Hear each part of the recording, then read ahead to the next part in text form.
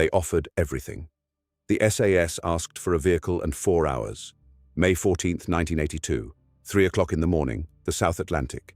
A single Chinook helicopter painted black, carrying 45 men from D Squadron, 22 Special Air Service Regiment, cutting low across the Falkland Sound towards an island called Pebble.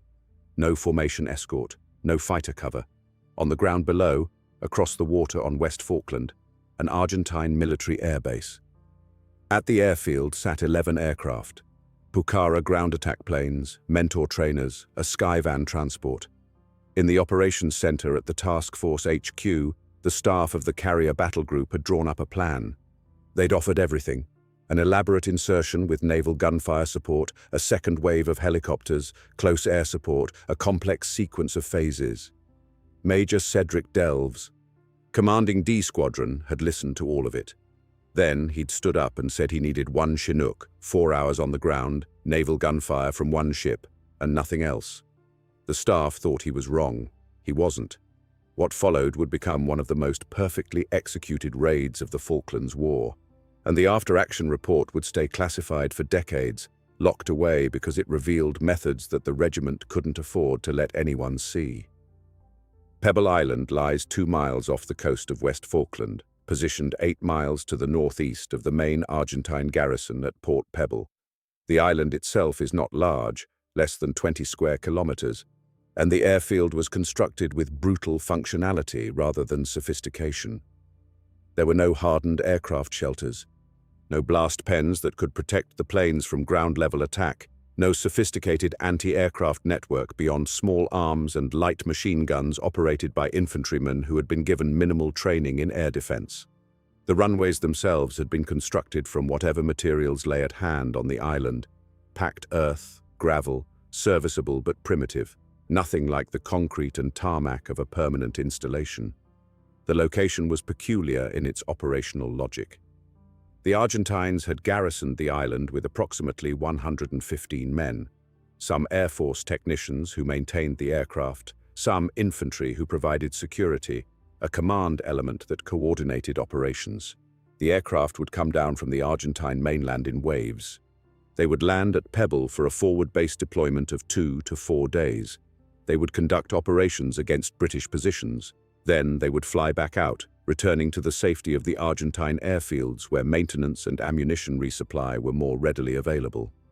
It was a forward operating location, nothing more, designed to extend the range and effectiveness of the Argentine Air Force as it operated against British targets in the Falklands.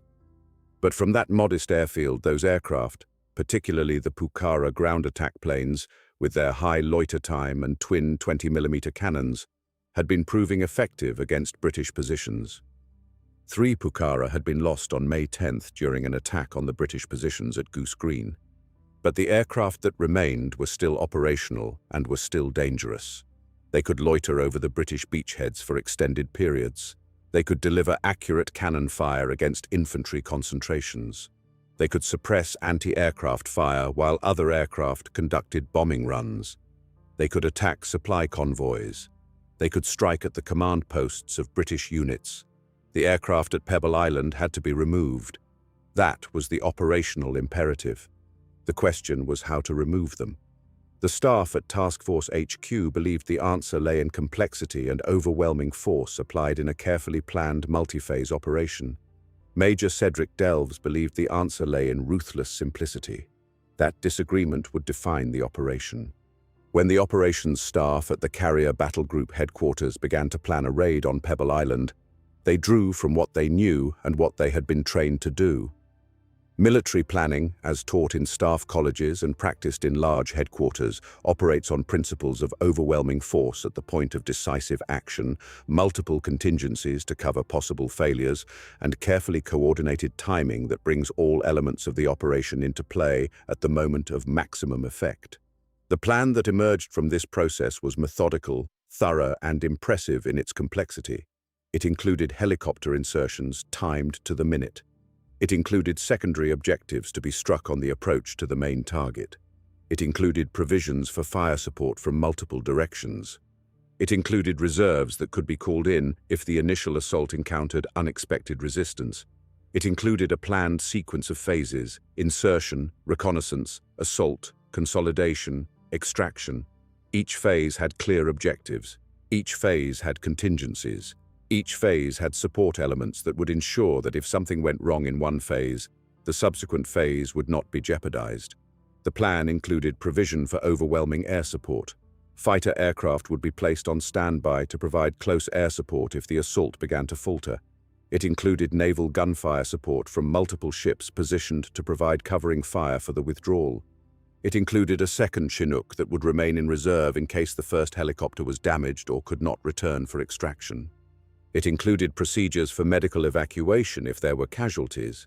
It included alternative extraction routes if the primary extraction route was compromised. It included provisions for dealing with unexpected enemy reinforcements. It included procedures for handling prisoners if any were captured. By the standards of 1982, by the standards of conventional military planning doctrine, it was thorough and professionally done. It was the kind of plan that you would write if you had unlimited assets, unlimited time to prepare, and unlimited ability to support the operation from the rear. It was, in fact, a very good plan, but it was built on assumptions about what was possible and necessary that Major Cedric Delves believed were fundamentally wrong. The philosophy underlying the staff plan was one that emphasized redundancy and backup systems. If the first helicopter failed, the second would be available. If the assault force encountered stronger resistance than expected, additional forces would be on standby to reinforce. If air support was needed, fighter aircraft would be on station. If weather prevented extraction by helicopter, alternative extraction routes had been planned. Every conceivable thing that could go wrong had been considered, and a contingency had been built into the plan to address it. The philosophy was sound from the perspective of someone sitting in a headquarters and trying to ensure that nothing that could be controlled was left to chance. But the philosophy also had a cost. Every additional contingency, every additional element, every additional support asset made the operation more complex. And in the operational environment of the Falkland Islands in May 1982, complexity could be more dangerous than simplicity. Cedric Delves was a major commanding D Squadron of 22 SAS. He was not a man disposed towards ceremony or pretense. He had been in the SAS for a long time. He had served in Malaysia during the emergency operations against communist insurgents in the 1950s. He had served in the Far East. He had served in Oman during the Dhofar campaign. He had been shot at and had shot back. He understood in a way that staff officers who worked from maps and intelligence assessments sometimes did not understand: what happened when plans became too complicated and when too many moving parts were introduced into an operation.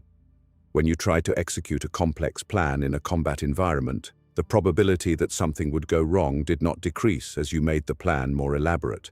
It increased geometrically. Every additional element was a potential point of failure. Every additional phase increased the number of things that had to happen correctly for success. And when things went wrong in a raid that was operating deep behind enemy lines, you could not phone for help. Help had to already be in place, or the soldiers on the ground had to have the training and the judgment to solve the problem themselves. Delves had lived through enough operations to know that the soldiers on the ground were more valuable than any external support. Delves looked at what he actually had available: 45 men from D Squadron and Mountain Troop, the 2 Chinook helicopters from 846 Naval Air Squadron, and 1 ship, HMS Glamorgan, with a 5-inch gun and a crew that knew how to use it effectively. And he reduced the staff plan to its absolute essentials: 1 Chinook for insertion and extraction. The second Chinook would remain in reserve, held back in case something went wrong with the first. Naval gunfire from Glamorgan. 1 ship, not multiple ships. 1 gun with a trained crew. 4 hours on the ground. That was it. That was what he believed was necessary to destroy 11 aircraft on an airfield defended by 115 men. The staff reaction was what you might have expected from professional military officers who had been trained to think in terms of matrices and contingency planning. This was not enough. You could not conduct a raid of this scale with 1 helicopter. What if the helicopter was damaged during insertion or extraction? What if the landing zone turned out to be more heavily defended than expected? What if the enemy mounted a coordinated counterattack during the consolidation phase? What if weather prevented extraction? What if communications failed? What if? The questions piled up. Delves answered them the way he did. He would do the reconnaissance for the locations himself. He would plan the timing with precision. He would talk to the pilots and make sure he understood their extraction envelope. He would coordinate personally with HMS Glamorgan's gunnery officer, and he would go. That confidence, and it had to be real confidence, not bravado, was part of what made him an SAS commander. He wasn't asking permission. He was saying what he was going to do. He was saying that the mission could be accomplished with what he had asked for, and that additional complexity would make it more dangerous, not less. This was the distinction that separated a good commander from a staff officer. A staff officer would add contingencies. A good commander would remove complexity. The intelligence picture was actually superior to what the staff planning process had assumed. The Pebble Island garrison had no knowledge that they were about to be raided. There were no Argentine reinforcements in the immediate area. The garrison was not at enhanced alert status. The defending forces were not prepared. But more important than that, the locations of the aircraft were known with an exactness that the conventional planning process did not account for, and that exactness changed the calculation entirely. Three things had come together. First, there had been aerial reconnaissance. The RAF had photographed the Pebble Island airfield from altitude, and the photographs showed the exact positions of the parked aircraft. Second, there had been signals intelligence. The SAS had been monitoring Argentine radio traffic, and that traffic contained information about aircraft movements, timings of rotations, and logistics requirements. Third, and most critically, there had been what the classified portions of the after-action report would summarize as human source material. An Argentine deserter or defector had made contact with the British forces. That individual had been at Pebble Island. That individual had given exact details about which aircraft were currently on the airfield, where they were parked, what the guard rotations were, how many men were actually present, where those men were sleeping, what their patrol patterns were. The source had provided information at a level of detail that could not have come from overhead imagery or from signals intelligence alone. The source knew the daily routine. The source knew when the guards changed. The source knew where the ammunition was stored. The source knew which aircraft were fueled and ready to fly, and which were undergoing maintenance. The source knew the location of the command post and the quarters for the officers. The source knew the morale state of the garrison, that they were tired, that they had been at high alert for days, that they were not expecting an attack. The source knew the physical layout of the island and the approaches to the airfield. The source knew the location of the anti-aircraft defenses, how many guns there were and what kind of coverage they could provide. The source knew the strength of the garrison in precise terms. The deserters' motivations would never be fully explained in declassified documents. Perhaps the individual had been coerced. Perhaps the individual had been paid. Perhaps the individual had simply had enough of the war and wanted it to end, even if that meant assisting the British. The reports would not specify, but the intelligence that had been provided was precise, and that precision meant that the raid was not actually being conducted into unknown conditions. It was an operation against a known target with known defenses and with intelligence that Cedric Delves could absolutely rely on. That changed everything about how the operation could be conducted. The insertion began in darkness, well after midnight, with no moon to provide illumination. The Chinook flew at low level across the water of the Falkland Sound, following a course that took it well away from the Argentine garrison at Port Pebble. The pilots were specialists in operating the big transport helicopter in marginal conditions. They flew by instruments, by the shapes of the land against the night sky, by radio navigation, and by knowledge of the terrain that they had studied extensively before the operation began. They flew precisely, maintaining altitude and course in a way that required skill and concentration. The Chinook pilots had been flying in the Falklands for weeks by this point and had become expert in the navigation challenges of the region. The helicopter had to fly low enough to avoid Argentine radar detection, but high enough to avoid striking the ground or the water in the darkness. The balance between avoiding detection and maintaining safe flight was precarious. One navigation error and the helicopter would crash. One radar contact and the element of surprise would be lost. The SAS men inside the helicopter were in full assault kit. Each man carried a rifle, ammunition for the rifle, explosives that would be used to destroy aircraft on the ground, medical packs, water, rations, smoke grenades, and radios for communicating with other members of the patrol. They had trained for this exact operation. They had rehearsed the landing, the movement from the helicopter to the defensive perimeter, the assault approach to the airfield, the formation of fire support positions, the attack sequence. They knew exactly where they were going to go in the first 30 seconds after they hit the ground. They knew what their positions would be. They knew what the signals would be for moving to the next phase of the operation. They had done this rehearsal repeatedly. In the darkness over the Falkland Sound, no Argentine aircraft was airborne. No Argentine patrol boats were moving to intercept. But that silence could change in an instant. The element of surprise was absolute, but it was also fragile. It would exist only until the Chinook touched down on Pebble Island and the SAS men began to move toward the airfield. Once the assault began, the surprise would be broken and Argentine forces would begin to respond. The clock would be ticking. The moment the Chinook touched down on the ground, the helicopter would become a large, visible target. If an Argentine patrol stumbled across the landing zone in the next few minutes, if a sentry from the garrison saw the helicopter silhouette, if anything at all went wrong in those first seconds, the entire operation would collapse into a firefight against overwhelming odds. But the landing went exactly as planned. The Chinook approached the designated landing zone, touched down smoothly on open ground away from the settlement, away from the main airfield. The ramp came down. The SAS troops poured out with weapons ready, moving immediately into a defensive perimeter, establishing fire positions that would provide mutual cover if any enemy fire came from any direction. The helicopter lifted off immediately after the last men were clear. The pilot applied power and the big machine climbed away from the island, climbing to altitude where it would be harder to hit with small arms fire. The helicopter had not taken fire. The Insertion had not been compromised.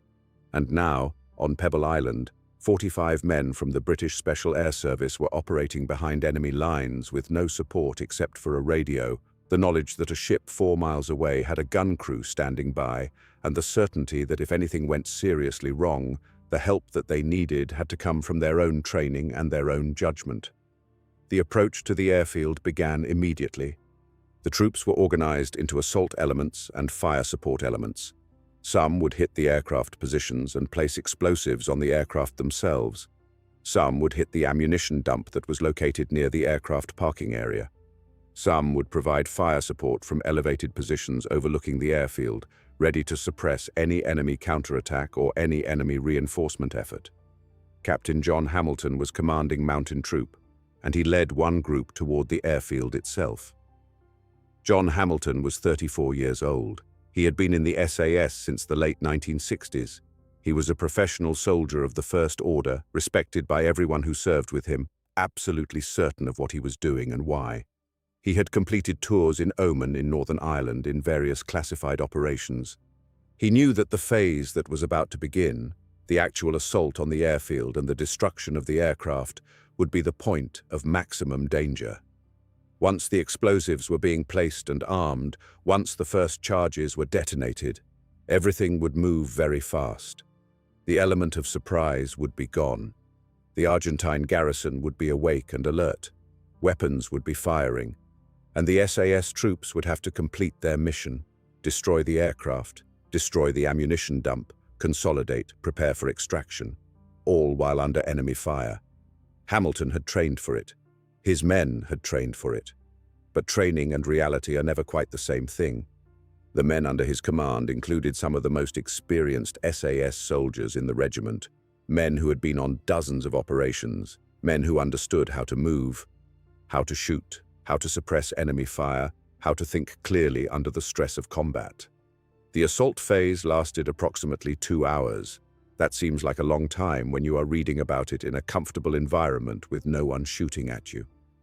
In the reality of the operation, it was extraordinarily fast.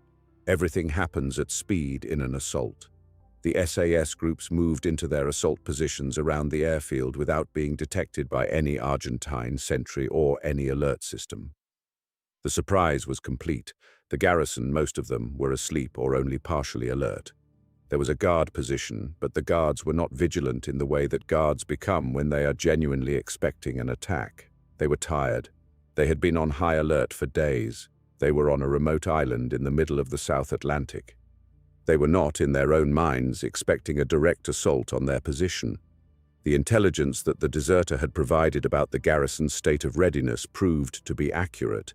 The SAS assault took advantage of that. The first explosion occurred at approximately 0200 hours, just after 2 in the morning. One of the Pucara aircraft began to burn, then another. The explosions were loud. They echoed across the small island. They woke people up. They set off alarm systems. The Argentine commander on the island, shocked and disoriented by the sudden appearance of violence, began to try to organize a response. Troops began to move. Weapons began to fire in the direction of the explosions. Ammunition was expended in the darkness against targets that were not clearly visible. The Argentine response was confused and incoherent. There was no clear command and control. There was no coordination between the different defensive positions. There was just reaction. Try to suppress the attack. Try to protect what remains of the aircraft. Try to survive. But the SAS was already 3 steps ahead of the Argentine response. The SAS was destroying the aircraft methodically. The SAS was suppressing the Argentine fire with coordinated fire support from elevated positions. The SAS was moving through the airfield with practiced precision. The Argentine garrison was trying to react to an attack that had already achieved its momentum. HMS Glamorgan was a county-class destroyer, positioned offshore 4 miles from the island. The ship had been maintaining a position that allowed for rapid fire support if the assault went ahead. The crew of the 5-inch gun was standing by, waiting for the radio call. When the call came, when the SAS commander on the island transmitted that the assault was underway, the gun crew swung the gun onto the planned fire support coordinates and began to fire. Each shell was aimed at a location where an Argentine counterattack might form, at positions where the Argentine commander might try to organize a coordinated response, at anything that might turn into an organized effort to relieve the pressure on the airfield. The naval gunfire was not heavy in the context of modern warfare. A 5-inch gun is not a heavy weapon. It will destroy what it hits, but it does not have the saturation coverage of a full artillery regiment. But it was enough. It told the Argentine commander that he was up against something bigger than he had initially thought. It added noise and chaos to the confusion that was already unfolding on the island. It created uncertainty about where the British fire was coming from and how many British positions were involved in the attack. The Argentine commander would have been aware that there were Royal Navy assets in the area, but he would not have expected a coordinated shore bombardment as part of a raid on the airfield. By the time the decision-making was complete and the Argentine commander tried to mount a serious counterattack, the SAS elements had destroyed most of the aircraft they had come to destroy. The ammunition dump erupted. 11 aircraft were destroyed or rendered permanently unserviceable. The SAS troopers, moving with the practiced coordination that comes from months of training and rehearsal, began their withdrawal to the extraction point. The fact that the operation went exactly according to plan was not luck. It was the result of meticulous planning and careful execution. Cedric Delves had planned the operation down to precise details. He had specified the exact time of insertion. He had specified the exact location of the landing zone. He had planned the exact route that the assault teams would take to reach the airfield. He had planned the exact timing of the assault. He had coordinated with HMS Glamorgan's gunnery officer to ensure that naval gunfire would be available precisely when it was needed. He had coordinated with the Chinook pilot to ensure that the helicopter would return at exactly the right moment for extraction. He had briefed the squadron on the intelligence picture, the exact locations of the aircraft, the exact locations of the guard positions, the exact locations of the ammunition dump. Every man in the operation knew what he was supposed to do, when he was supposed to do it, and what the signal would be for moving to the next phase. The planning was so precise that the operation could be executed almost automatically, with minimal requirement for real-time command and control, and minimal requirement for soldiers on the ground to make decisions about what came next. They knew what came next. They had rehearsed it. They had studied the terrain. They had studied the enemy dispositions, and they were ready to go. That precision of planning, combined with the simplicity of the plan, made the operation feasible with the minimal resources that Cedric Delves had requested. The staff plan had included redundancy at every level. Delves' plan had been stripped down to the essentials, and the difference was philosophical. The staff believed that redundancy reduced risk. Delves believed that simplicity reduced risk. Delves proved to be correct. They moved in formation. They maintained fire discipline. They did not expend ammunition needlessly. They focused on their objective, which was no longer to fight, but to survive and to extract. The helicopter had been listening on the radio.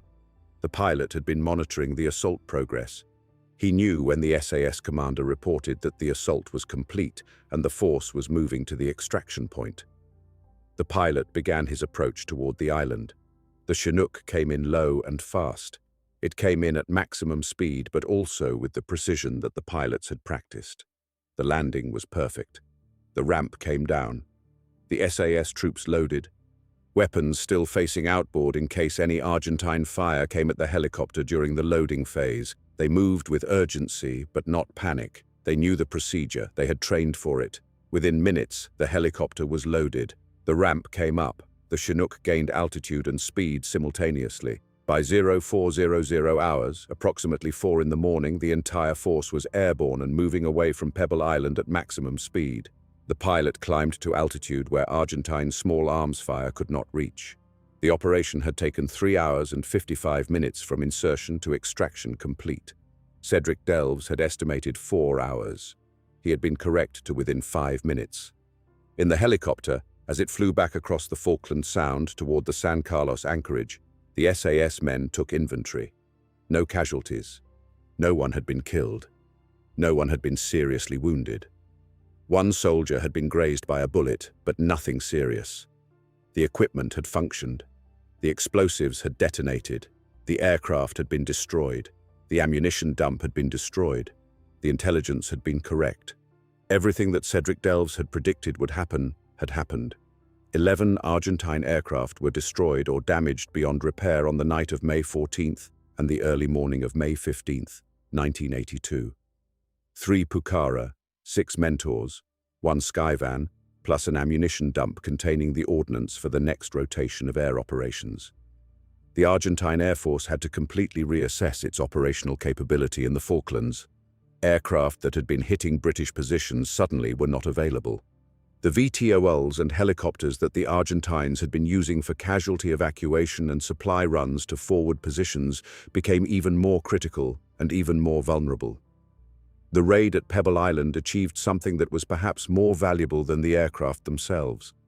It demonstrated that deep behind enemy lines, in defended positions, with limited resources and with 4 hours on the ground, the SAS could execute a complex raid with precision and get out intact. The raid demonstrated that Cedric Delves had been right about how to conduct the operation. The raid demonstrated that the staff plan, for all its apparent thoroughness, would have been unnecessarily complicated. The raid became a case study in how special forces should be used, with clear objectives, minimal constraints, and maximum reliance on the training and judgment of the commanders on the ground. The staff at the Carrier Battle Group headquarters, in the aftermath of Pebble Island, learned something that many military planners find difficult to accept. The correlation between complexity and risk is not always linear. They had assumed that more support, more firepower, more contingencies would reduce risk and increase the probability of success. But the operation that had actually succeeded was the simple one. The operation with minimal complexity. The operation with clear communication, clear objectives, and clear decision-making authority. One commander, Cedric Delves, making decisions on the ground. One helicopter coming in and going out. One ship providing fire support. 4 hours. No elaborate command and control. And no complex coordination between multiple elements. No air support requests that had to be processed through multiple layers of command. Just the SAS doing what they had been trained to do, the way they had been trained to do it. The lesson was difficult for some staff officers to accept because it seemed to contradict everything they had been taught about planning and contingency management. But the lesson was clear. Simplicity, clarity of purpose, and trust in the commander on the ground could accomplish what complex planning and elaborate contingencies could not accomplish. The Falklands War would continue for another month after Pebble Island. Other operations would follow. Some would be successful. Some would not go according to plan. Some would result in British casualties. But the lesson from Pebble Island was clear. And it was a lesson that the British military command would take forward into subsequent operations during the war and in operations that would come later. The lesson was that in special operations, in operations where the commander on the ground possessed superior knowledge of the tactical situation, in operations where time was critical and communications delays could compromise success, the optimal command structure was not a complex matrix of support and contingencies. It was clarity. It was trust in the commander on the ground. It was minimal interference from higher command. It was the assumption that the soldiers conducting the operation knew what they were doing and knew what was necessary to accomplish the mission.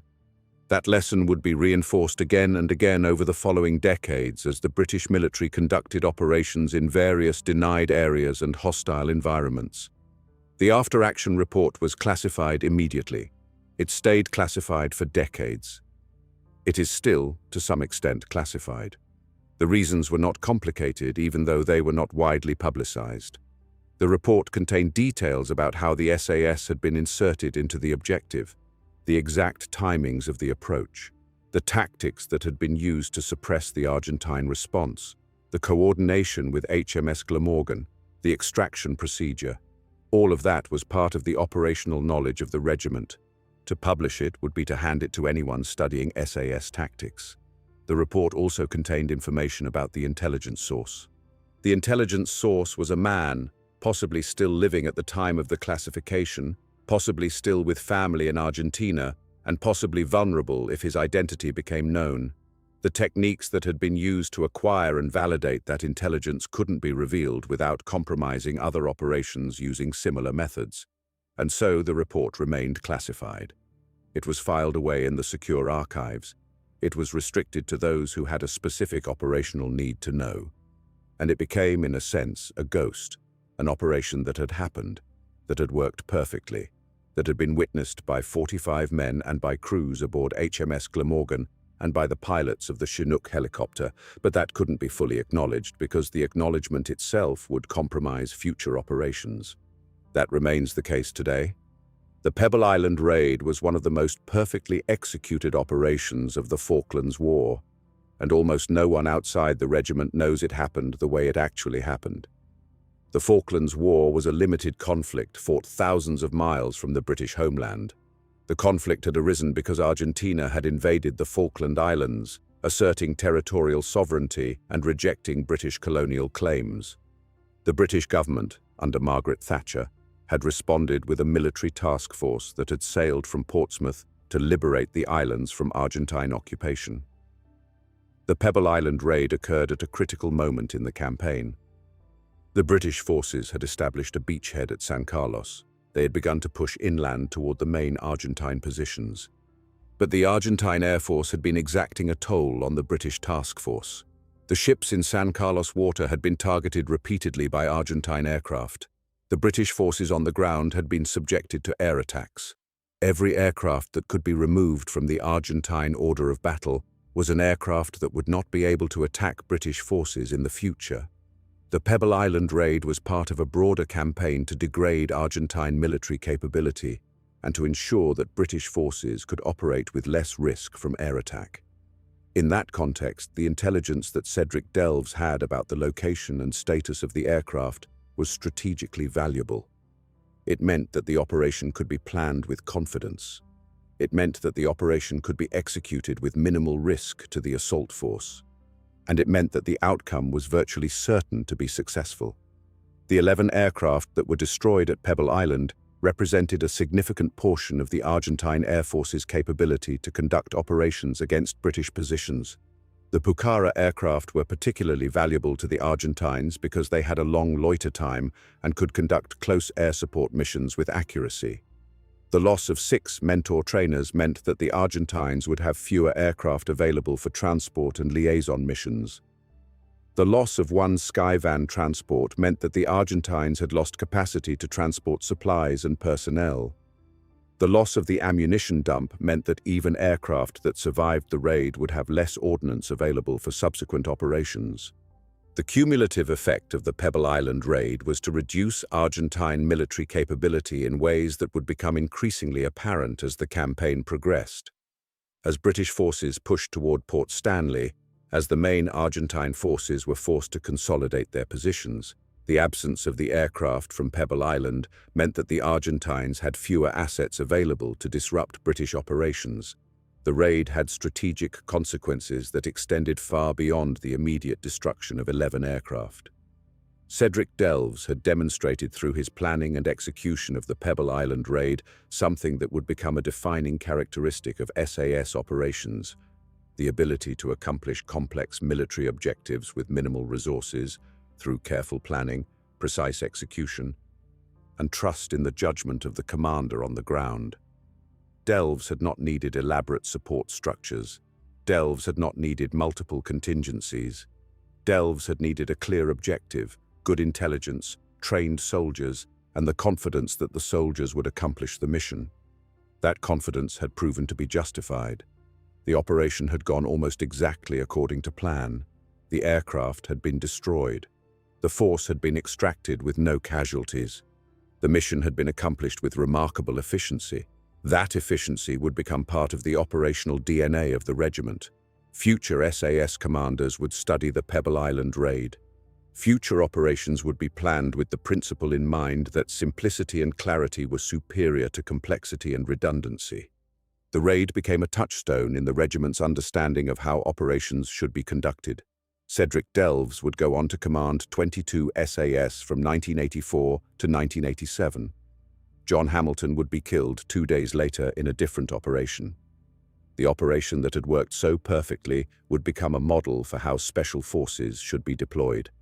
And the principle that Cedric Delves had demonstrated, that simplicity and clarity of purpose are more important than complexity and multiple contingencies, would remain at the core of how the regiment operated. The Pebble Island raid revealed something fundamental about how special operations should be conducted. It revealed that the best operational plan is not the most complicated plan, it is the clearest plan. It is the plan that gives maximum responsibility to the commander on the ground and minimum interference from higher command. It is the plan that leverages the training and the judgment of the soldiers conducting the operation rather than trying to constrain them with elaborate procedures and multiple contingencies.